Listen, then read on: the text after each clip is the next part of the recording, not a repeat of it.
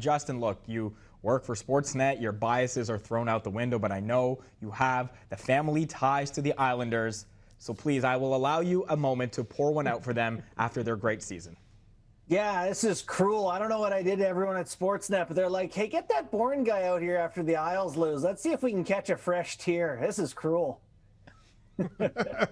Looking back at that series, what's your takeaway from it? Tampa Bay does get the win in Game 7, but that was really close pretty much the whole way through, aside from one game. Yeah, I have two takeaways. One is that the Tampa Bay Lightning are the best team in the NHL, and that the New York Islanders are a miserable team to try to beat 4 times. Like, it was just, both teams at their best. I really think the Islanders were built to take any opponent and say, beat us 4 times. Pittsburgh Penguins can't do it. Boston Bruins can't do it. Like, they're just so solid all the way through. They're just so responsible. They're just so strong and mature as a group that it's a tough team to beat. But Tampa Bay is just such a great group all the way through. They score goals from top to bottom. They added physical elements. They get great goaltending. As I said, I think they're the best team in the league. But I thought we saw the best of both of these teams. Frustrating it didn't go the Islanders' way for me and my family, but happy to see such a great team move to the finals. And we get a very intriguing finals matchup between the Montreal Canadiens, who probably no one expected to be here, versus the Tampa Bay Lightning, who maybe everyone expected to be here. Your initial thoughts on this matchup in particular? Well, it's going to be interesting to see if Montreal can do to Tampa Bay what they've done to everyone else, which is shut down their top scorers, right? That's been Phillip Danault's thing. He has been mentioned in the same sentence as the words Conn and Smythe, and he hasn't scored yet.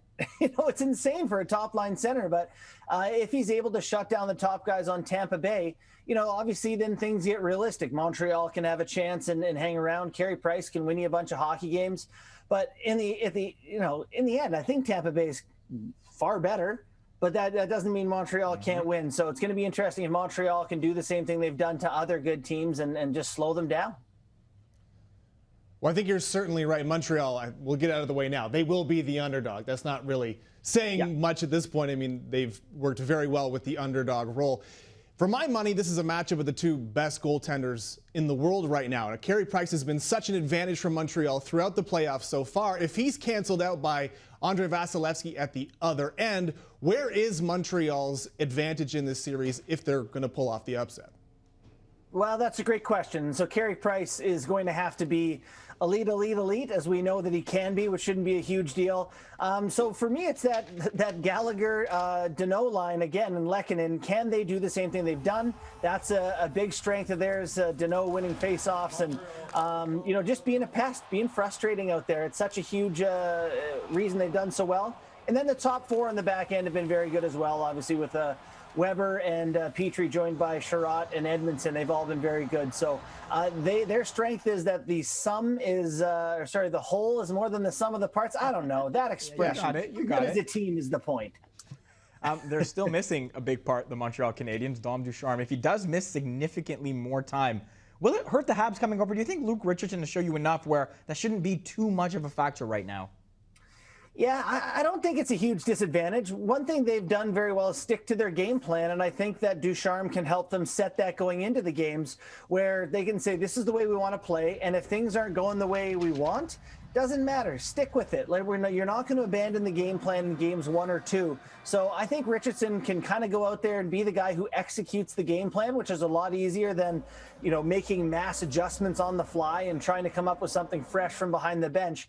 I like the position they're in with Ducharme being able to help early on. I think it'll be necessary to have him behind the bench later in the series as in-game adjustments maybe become more important. But I think they'll be fine for a couple days with Richardson.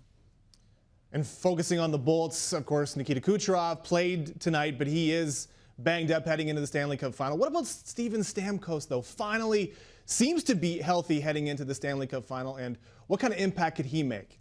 Yeah, isn't it cool? Like last season, he played 2 minutes and 39 seconds last year. I documented every single one of them in an article for Sportsnet. Like, he wanted to be a part of it so bad. They win the cup and his name's on the cup and he was a part of it. But like, this is what he wanted, right? He wanted to be a part of it, taking one-timers and causing a ruckus out there. So I think it's a cool story. He's had a lot of bad luck throughout his career. It happened in the Olympics as well, that he hasn't been able to participate when he's been good enough to be on those teams.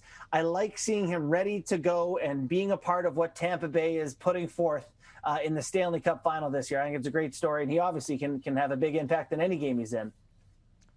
Listen, Justin, I know that would have hurt. We appreciate you saving your tears for another